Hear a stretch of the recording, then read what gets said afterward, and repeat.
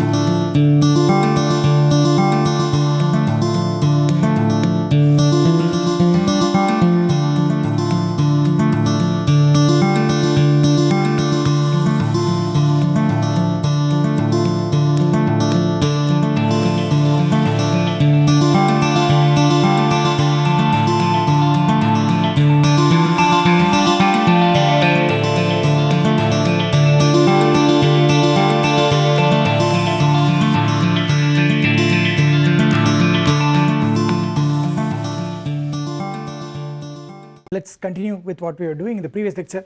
I am trying to prove this theorem that if x is an affine variety, that the function field of x is just the quotient field of the affine coordinate ring of x, which is the same as the ring of regular functions on x, and if y is a projective variety, then the function field of y is actually the degree 0 part of the homogeneous localization at 0, okay. And of course sy localized at 0 itself will have a, being a homogeneous localization, will have a gradation, and it is a degree 0 part of that. If you take the degree 0 part, you get a field, okay. Right now I'll explain more about this soon. So but so this is the point. The point is that we define something in geometric, okay, and then we try to capture it using commutative algebra. I mean, that's the translation from algebraic geometry commutative algebra, and what this is what this theorem tells you what this translation means for the function field, okay. If it's an affine variety, then the function field is the quotient field of the affine coordinate ring. If it is a projective variety, then it is given by this, which also produces a field, okay. So so let's try to prove that, and then I can use this to go and show also that there are no non-constant regular functions on a projective variety, okay. So here is a proof. So we start with x, an affine variety,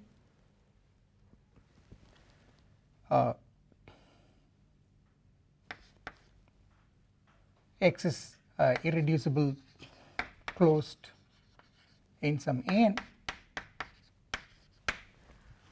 and well, ax is, you have ax is just, by definition this is a affine coordinate ring of x, this is just the ring of polynomials in n variables, namely the polynomial functions on this affine space restricted to x, okay. So this is by definition a of an divided by the ideal of x, which is just and a of an is just can be identified as polynomials in n variables over k, the ring of polynomials in n variables over k. These variables xi's are the coordinate functions on the affine space, the n coordinate functions, and here is your ax, and by the way, since x is affine, this is the same as ox, these two are one and the same, okay.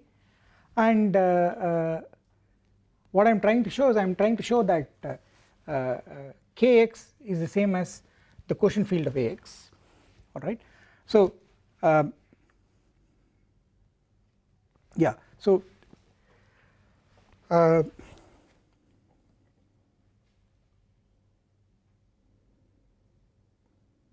So you know we already have that Ox sits inside Kx. This is something that we have already seen, okay. In fact any regular function is also a rational function. After all, Kx is supposed to be represented by regular functions on open sets, and Ox is regular functions defined on all of x, and all of x is also an open subset of x, okay. Therefore Ox is a subring of Kx, okay. This is something that we have already seen. I've mentioned it here. Ox sits inside any local ring, and that further sits inside Kx, which is the function field of x. And on the other hand, Ox is the same as Ax, okay, and Ax has its quotient field Q of Ax, okay. Any integral domain sits inside its quotient field, which is the quotient field is the same as field of fractions.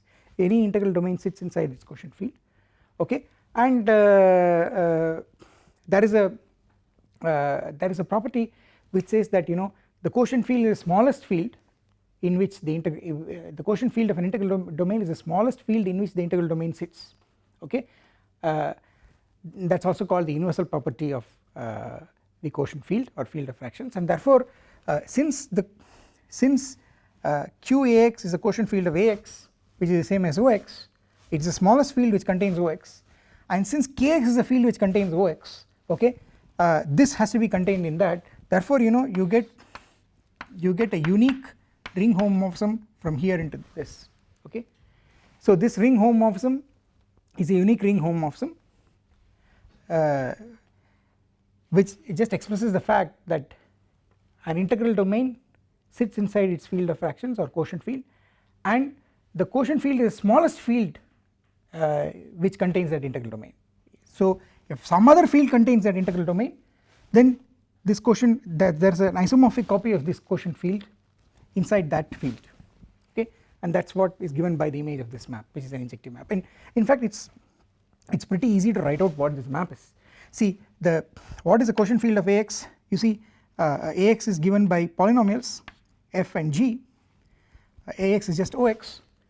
Ox is regular functions, but here the regular functions are just restrictions of polynomials, okay. So you take an element of Ax, it's a polynomial modulo this ideal, okay.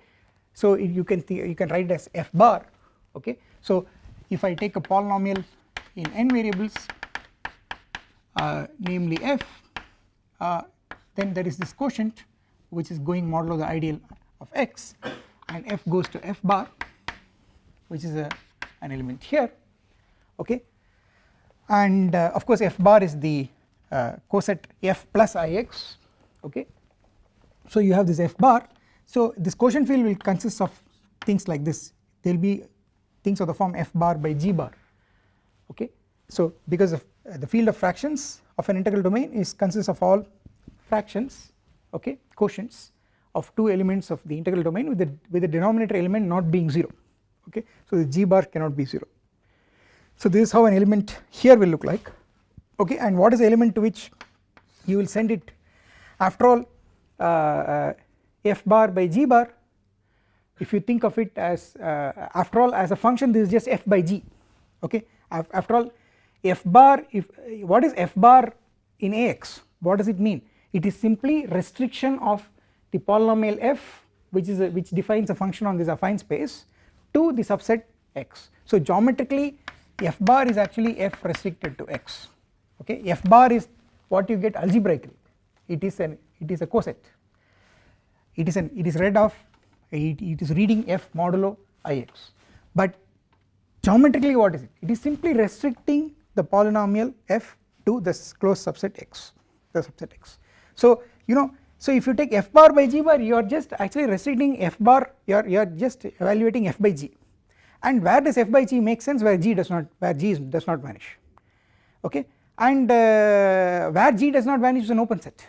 It's an open set in the affine space, so if it intersects x, you will get an open subset of x, okay. So the moral of the story is that this will define this x intersection dg comma f by g. So this is, I have this element which makes sense here. So what you must understand is that you see dg is the basic open set in affine space where the polynomial g does not vanish, okay. dg is just the complement of z of g, which is a 0 set of g, okay. The 0 set of g is a 0 set of points where g vanishes, okay, and mind you that's a that's a hypersurface, okay. Of course g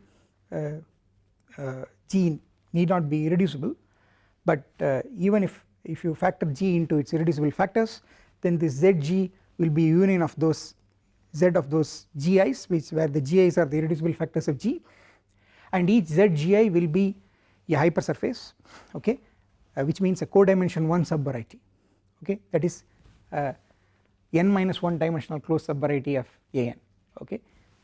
So this zg will be a union of hypersurfaces and its complement is dg, which is a basic open set. Mind you, this is a basic open set in the affine space and this is itself isomorphic to an affine variety, okay. By the Rabinowitch trick, this is isomorphic to a closed subset of an plus 1, okay.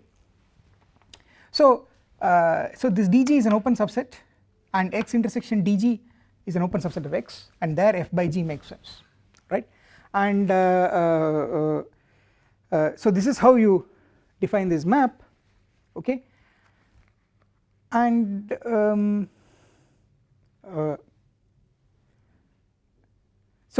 that's how this map is defined. This is how you will define this map naturally. You can check that this here I have defined this map in a very geometric way by thinking of everything as functions, but then I told you this map also comes because of the universal property of the field of fractions of an integral domain, okay. You can check that there also the definition is the same, okay. So this map that you get either geometrically or via commutative algebra, it's one and the same map, alright. And so all this tells you that the quotient field of Ax is certainly a subfield of Kx, okay. What I am to prove is that they are equal, okay. So what I will have to show is that I have to show this map is surjective, alright. And how do I show that this is surjective? Well, take so let me call this map as something, well okay, let me call this alpha, okay. So alpha is an injective K algebra homomorphism, K algebra homomorphism. Well actually it's more, actually the quotient field of Ax contains K, quotient field of Ax is a field, it contains K, the scalars they are all thought of as constant functions. Mind you, K is sitting inside here, K is K, every element of K defines a regular function, namely constant functions, so it's the same K here. So the constant functions are there, and this is a field which contains this smaller field, so this is a field extension and this is again another field extension, okay. Kx is a bigger field extension. In fact we want to show that these two fields are the same, okay. Why is alpha surjective? Because how does an element in Kx look like? And any element of Kx is of the form well it is of the form u comma f, u comma phi, where well phi is in OU and u inside X is open, non-empty, right. I mean this is how we define Kx. It's equivalence classes of pairs consisting of an open set and a regular function on that open set, okay, and this open set has to be taken to be an open set inside X, right. And but then you see a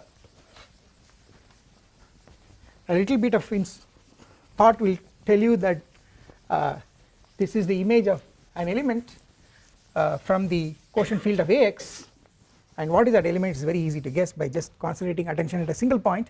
So if x belongs small x is a point of u inside x, okay, then phi looks like f by g, right, with x belonging to dg. I mean, this is how a regular function is defined. A regular function is something that locally surrounding each point looks like a quotient of polynomials. So phi looks like f by g means the function phi from u to k can be identified with the function f by g, which is also defined on an open neighbourhood of the point x to k, and of course that open neighbourhood should be a neighbourhood where g does not vanish, so it has to be in dg, okay. Of course x is in dg intersection x, which is an open in a neighbourhood of small x in capital X, right. This is just the definition of regular function, okay. But then you have f bar by g bar. This element, if you take f bar by g bar, that is certainly an element in the quotient field of Ax, certainly, and alpha of f bar by g bar will be you will get this as I have defined this map alpha, it is just going to be x it is going to be x intersection dg comma f by g. This is what I am going to get, okay. But then notice that this is the same as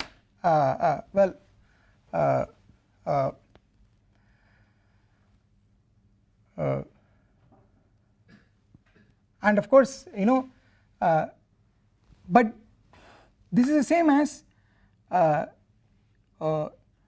w f by g, these two are the same, where w is the open neighbourhood of small x in x intersection dg, where phi is equal to f by g. See, after all, phi looks like f by g locally at every point, so I am taking only one point, it is enough to take just one point, call that point as small x. So there for this point small x I have an open neighbourhood w, okay, which is in x intersection dg, okay, and there on that w phi is the same as f by g, okay. That means you know so f by g makes sense on w, phi also makes sense on w, and so this is the same as w comma phi, okay, and that is the same as your u comma phi, because that is the equals. This is w comma phi restricted to w, so I should write phi restricted to w.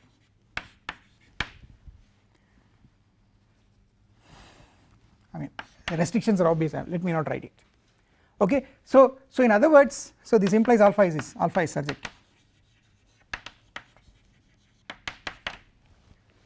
and you are done. Thus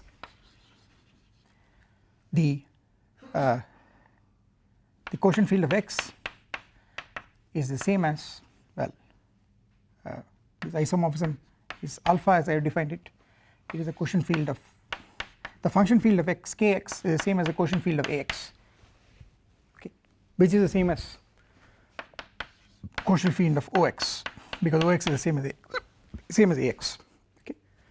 So it is very simple to get the function field of a affine variety, simply take its coordinate ring and take the quotient field, that is it, okay. That proves the first part, okay. Now we are going to prove the second part, which is about the projective case, right. So how do you prove that? So let you start with y be irreducibly closed in Pn Pm, okay. Y is a projective variety and I am trying to now calculate the function field of y, alright, and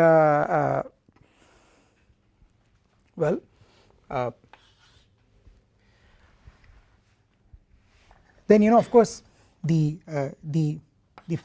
projective space is a quotient of the punctured affine space above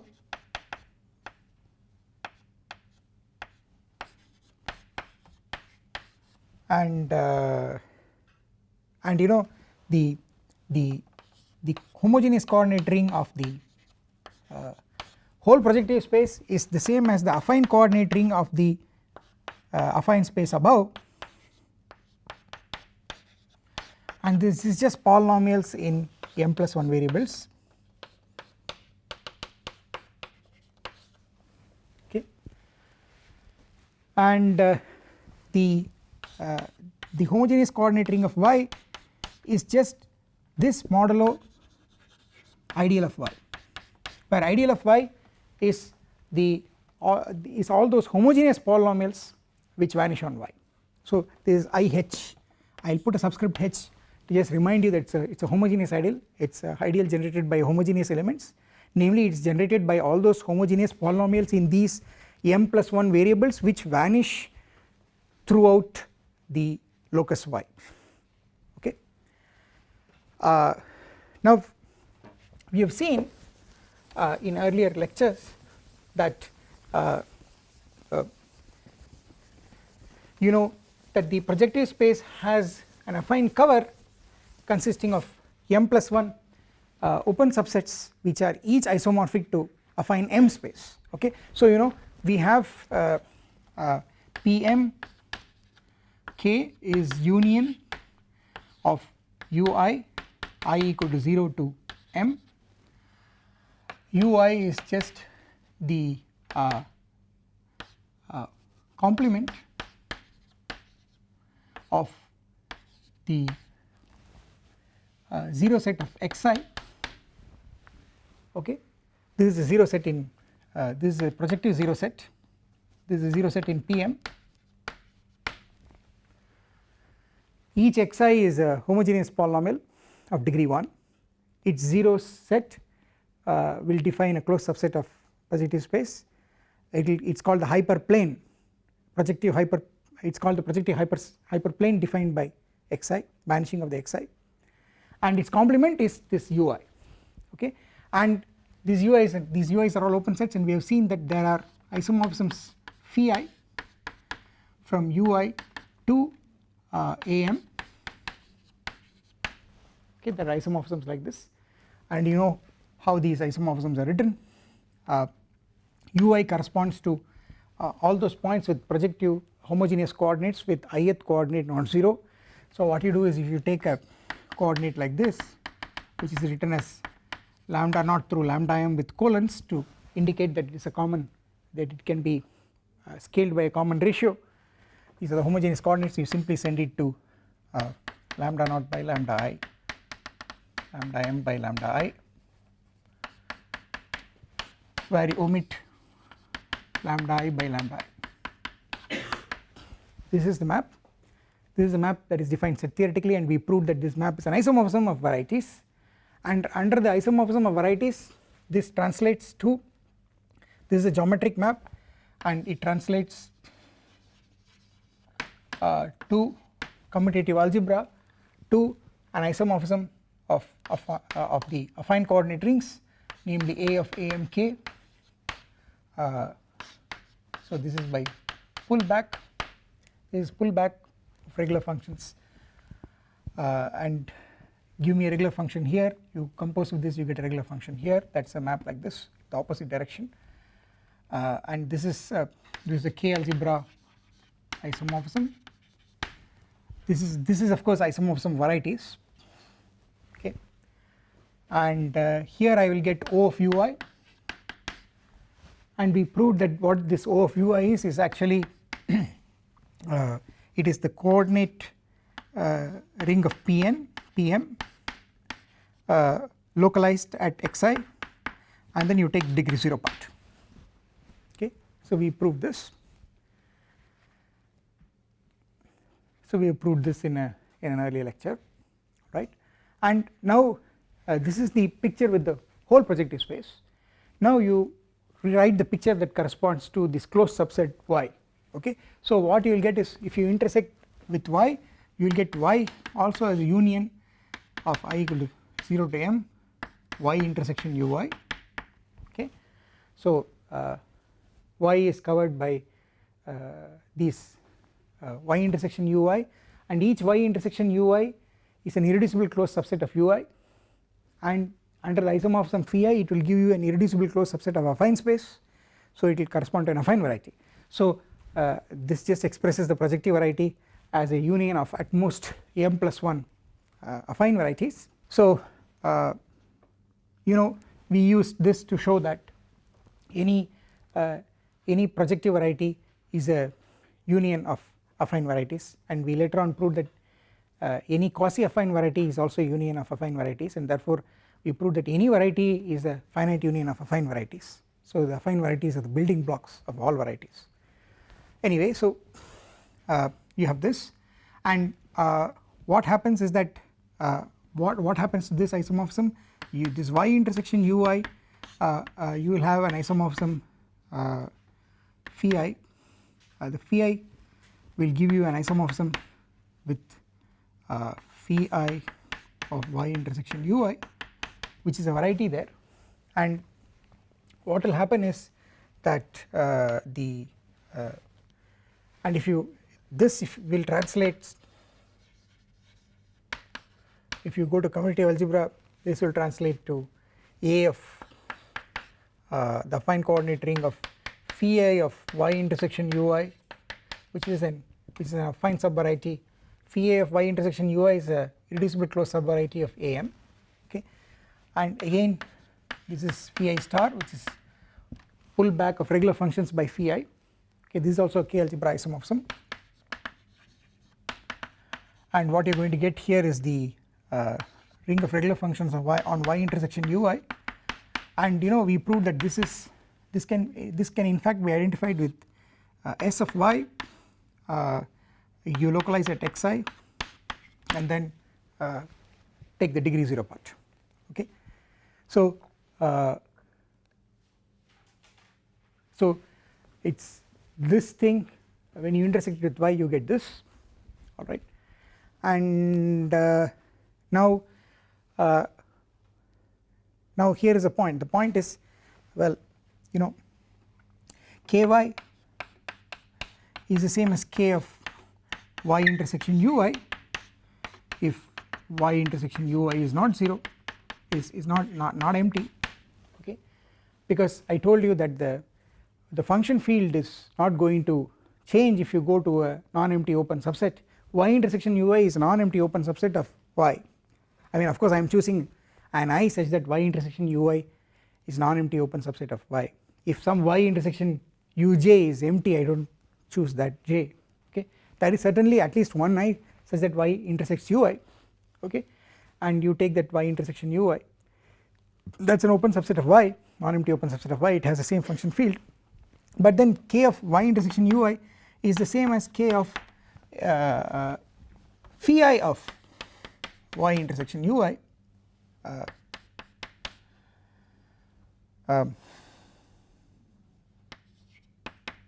This is equal to this because y intersection ui and phi of y intersection ui are isomorphic, because phi is an isomorphism.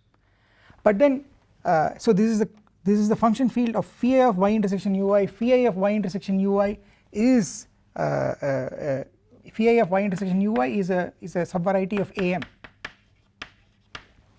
okay, and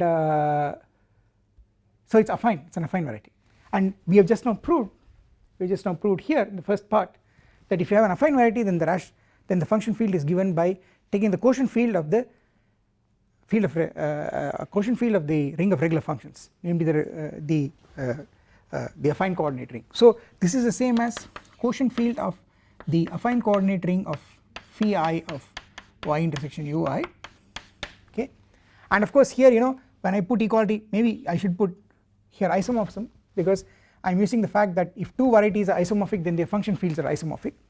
So I have this isomorphism between y intersection ui and phi of y intersection ui. So these two are isomorphic varieties. Isomorphic varieties have isomorphic function fields, okay.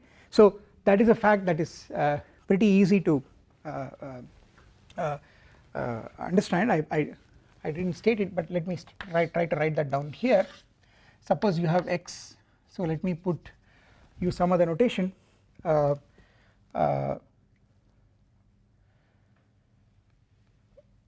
Yeah, so if x1 is a variety and x2 is a variety and phi is an isomorphism of varieties, then I have phi star, the pullback of functions will induce an isomorphism of kx2 with kx1. Okay, so if two varieties are isomorphic, then their function fields are of course isomorphic. The idea is very simple, because you see, if you give me an element of kx2, it's going to be a rational, it's a rational function, so it's a regular function and an open subset of x2, and if you pull it back you will get a regular function on the inverse image of that open subset in x1, and that's going to define an element of kx1, and you can check that this is an isomorphism. It's a trivial check that if two varieties are isomorphic, then their function fields are isomorphic. Okay, so an isomorphism of varieties induces an isomorphism of function fields in the opposite direction. Always the isomorphism at the level of regular functions, or at the level of local rings, or at the level of function fields. Okay, all isomorphisms that involve functions either locally or globally, they are all induced by pullback. That's something that you should not forget. Okay, so isomorphic varieties have isomorphic function fields, and since y intersection ui is isomorphic to phi of y intersection ui, they have isomorphic function fields, but the quotient field of phi of y intersection ui is the quotient field of its affine coordinate ring. Okay, that's what we have seen in the first part, and then but this is the same as well, so this is the same as quotient field of, this is isomorphic to the quotient field of O of y intersection ui, because again if two rings are isomorphic, if two integral domains are isomorphic, then their quotient fields are isomorphic. So the quotient field of this is isomorphic to the quotient field of this, because these two integral domains are isomorphic, but I have already identified O of y intersection ui with sy localized at, so this is just the quotient field of sy localized at xi, take this degree 0 part, and now I want you to check, it's a very simple check in commutative algebra, that this is the same as simply sy localized at 0 and take the degree 0 part. Okay, so it's the last equality that has to be checked, and it's kind of it's very easy to check. Okay, because so this is the only thing that needs to be checked. This is the only thing that needs to be checked. So you must understand what I am doing here. Here I am using the fact that if two varieties are isomorphic, their function fields are isomorphic, and here I am using the fact that if two rings are isomorphic, two integral domains are isomorphic, then their quotient fields are isomorphic, and then I come to this. Okay, and yeah, so how does one prove this last equality? That's also a little bit of commutative algebra. So let me rub this part so that I can continue.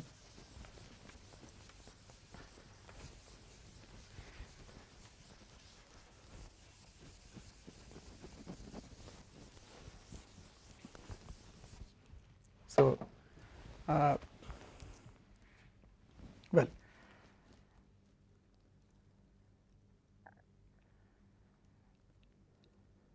so what is sy localized at xi is just it is just elements of the form f by xi to the power of r, equivalence classes like this, where f is a polynomial in these m plus 1 variables, and r is greater than or equal to 0. I mean, this is what it is, and the square bracket is equivalence classes. Okay, this is what the localization is. Sy localized at xy is just invert xi. Okay, invert xi means you are allowing denominators with positive integral powers of xi, right? And what is sy xi localized at 0 is, well, it is such things which with a homogeneous degree 0, which means that the numerator should also be homogeneous, denominator should also be homogeneous, and they should be homogeneous of the same degree, so that when you take the difference of degrees it is 0. Okay, so this will consist of things of the form sums of finite sums and of course also finite products for that matter. Well, I could simply write it instead of saying all that, I could simply write it as f by xi to the power of r, such that f is homogeneous of degree r. This is the degree 0 part, right? And of course the degree 0 part sits inside this. Okay, and what about this? So that is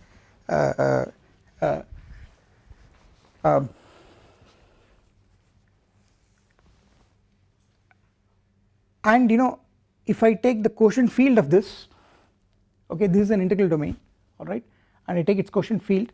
So if I take quotient field of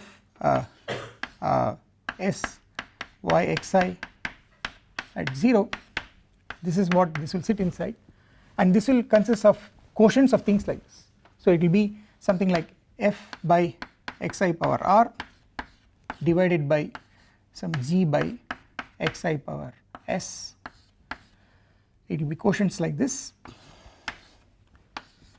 where f g homogeneous of degree r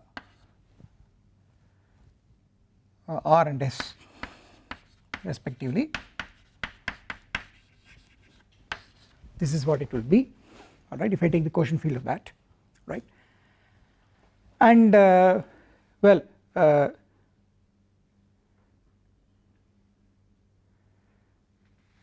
and what you can understand is that I can identify an element like this with the element f times xi power s by g times xi power r.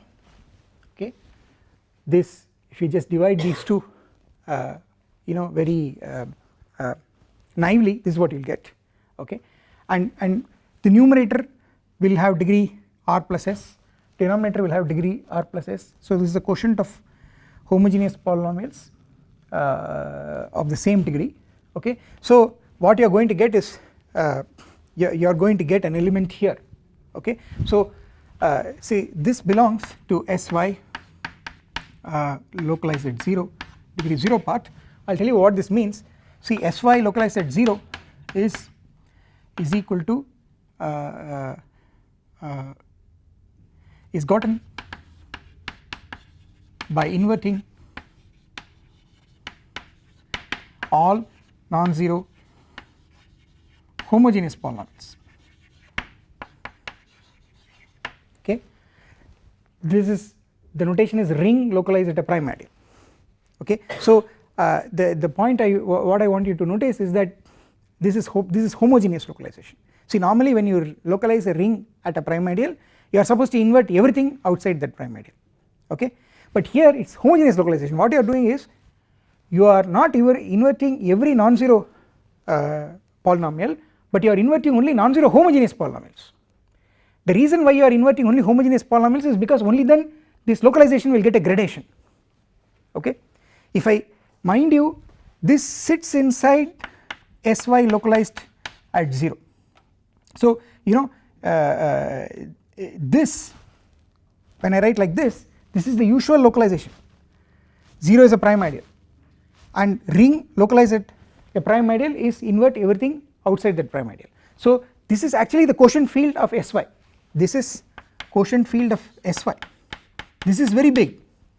This is very big because this consists of quotients where in the denominator you have put any polynomial which is not 0. In fact, you are inverting even non-zero homogeneous polynomials.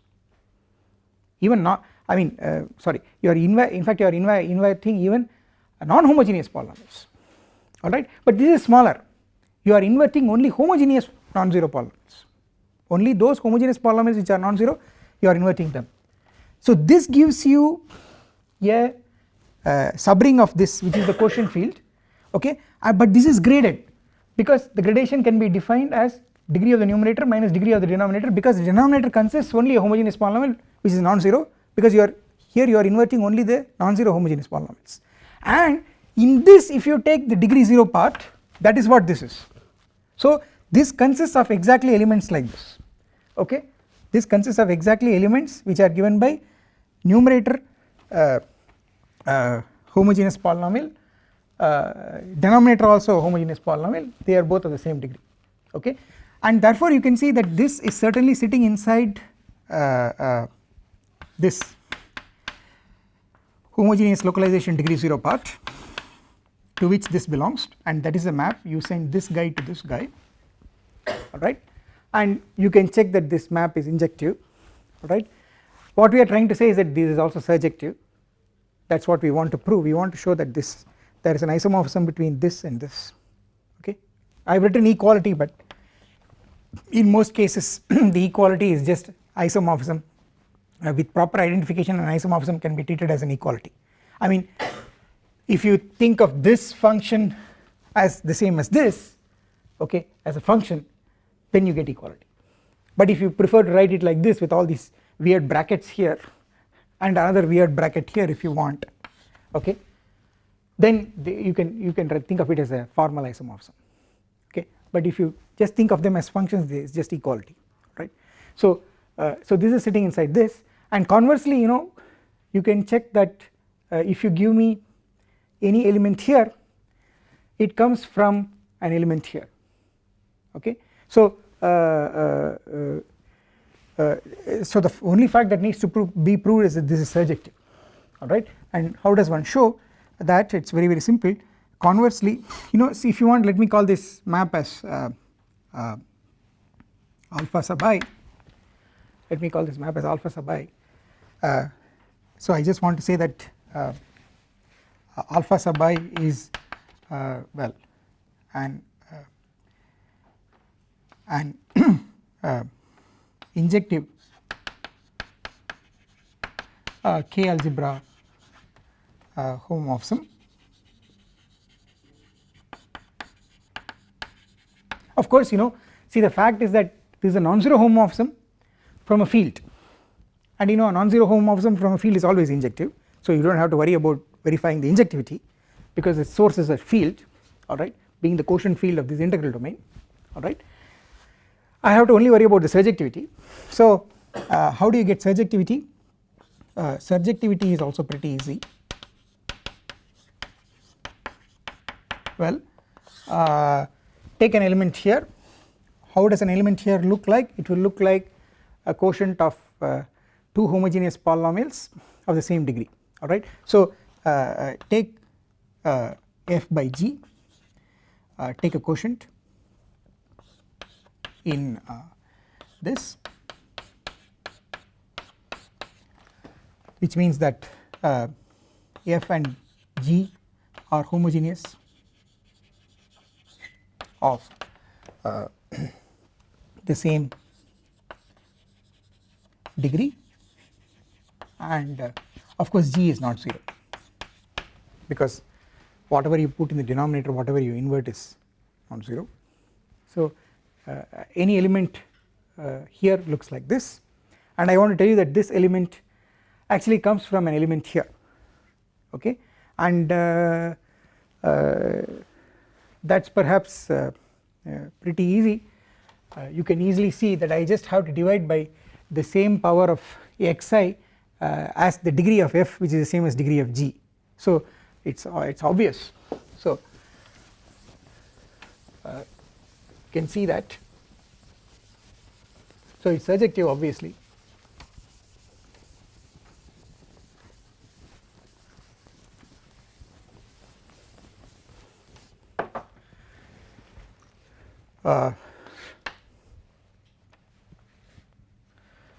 So clearly this element f by xi degree f degree of f divided by g by xi degree g, this element, this fellow is in Sy localized at xi degree 0 and its image under alpha I is f by g. Okay, so that implies that alpha I is an isomorphism, is surjective, hence an isomorphism. Okay, as functions, if you consider everything as functions, then these two are not just isomorphic, they can even treat them as equal. Okay, so this proves the other fact that ky is nothing but, take the homogeneous coordinate ring of y, you localize at you take homogeneous localization at 0 and then take the degree 0 part. This is an isomorphism. Okay, so that proves the theorem. Okay, so it's very clear that you know how to write commutative algebraically what the function field is for an affine variety or for a projective variety. It helps you with calculations. Okay, and there's another fact that comes with in connection with these two diagrams. The fact is the following: the fact is that, of course, the function field is an extension of the base field small k. Okay, and the fact is that the transcendence degree of the function field O of a variety over small k will give you the dimension of the variety. Okay, so that's also true. So so here is that's a very corollary. Corollary is if x is affine, dimension of x, this topological dimension of x is the dimension Krull of Ax. This is also the dimension Krull of Ax at Mx, where x of the local ring. This is also equal to transcendence degree over small k of the quotient field of Ax, which is the same as transcendence degree over small k of the function field of x. And mind you that this guy is the same as this is isomorphic to Ox small x, and this guy is isomorphic to Ox. So this is one corollary. So you have so many formulas for the dimension of an affine variety. It's either the topological dimension of x, or it is the Krull dimension of Ax with the ring of polynomials restricted to x. Okay, or it is also the Krull dimension of the ring Ox, which is a K algebra. Okay, it's also the Krull dimension of Ax localized at Mx, because Ax localized at Mx is the local ring of capital X at small x. Okay, and this is the same as the transcendence degree of the quotient field of this, and that is the same as the transcendence degree over k of over small k of capital Kx.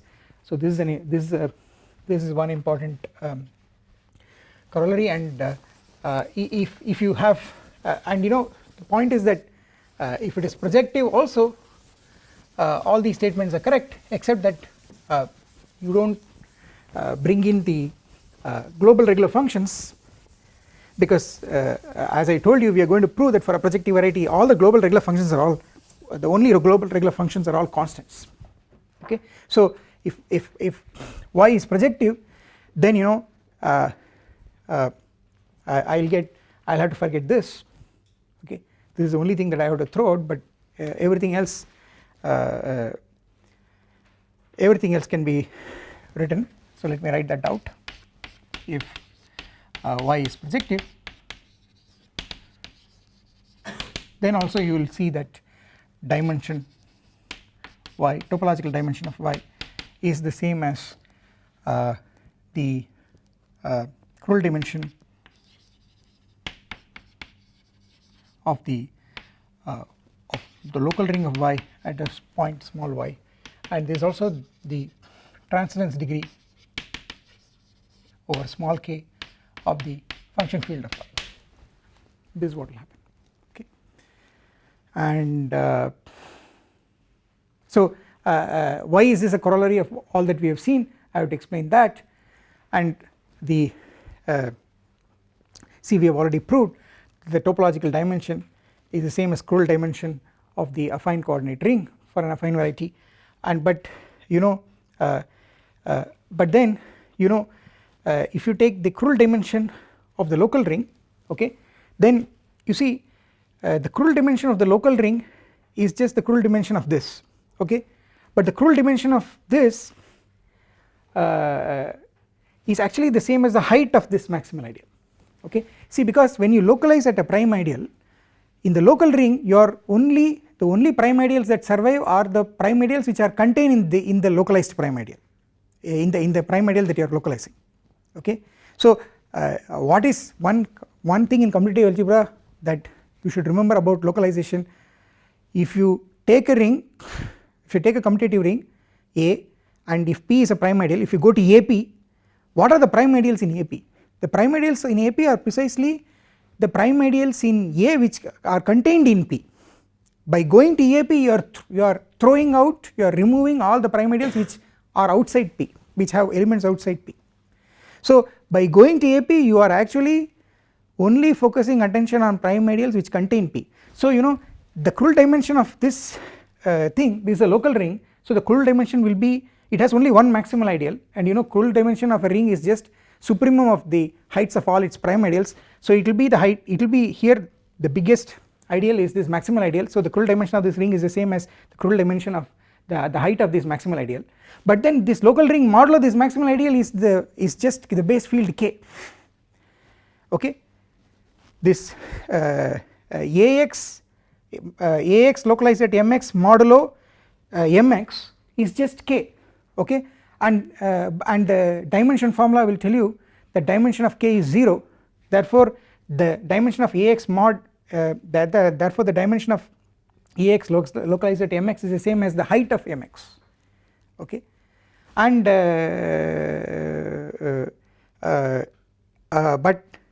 but then that height will be equal to the Krull dimension of ax, okay, and that is the reason why you get this equality, okay, and this equality comes because any integral domain and its if you have a so this equality comes because of the fact that you know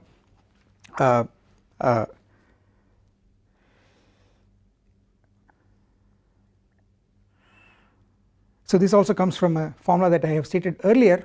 If you have a finitely generated K algebra which is an integral domain, then the transcendence degree of the quotient field of that integral domain is the same as the Krull dimension of that algebra, okay. So if you apply that to Ax, you will get that this is equal to this, okay, because Ax is a finitely generated K algebra which is an integral domain, okay, and its transcendence degree over K has to be equal to the Krull dimension of Ax, okay. So that gives this equality, alright. So you do not get this is equal to this, rather you get this is equal to this, and therefore this is equal to this because these two are equal, okay, and of course we have proved Q of Ax is the same as Kx, so this is also equal to the transcendent degree over K of Kx, okay, and the same kind of argument will yield these equalities in the affine case, okay, and you have to only remember that when you if you want to do this for y, it's enough to do it for yi, where yi is an affine piece of y which is gotten by intersecting with ui, okay. And if you do it with a, instead of, if to do this computation, it's enough to do this computation with y replaced by y intersection ui, which is yi if you want, okay, and then that case is already covered here, therefore this follows, okay, therefore that's the proof of this statement, okay. So I'll stop with that.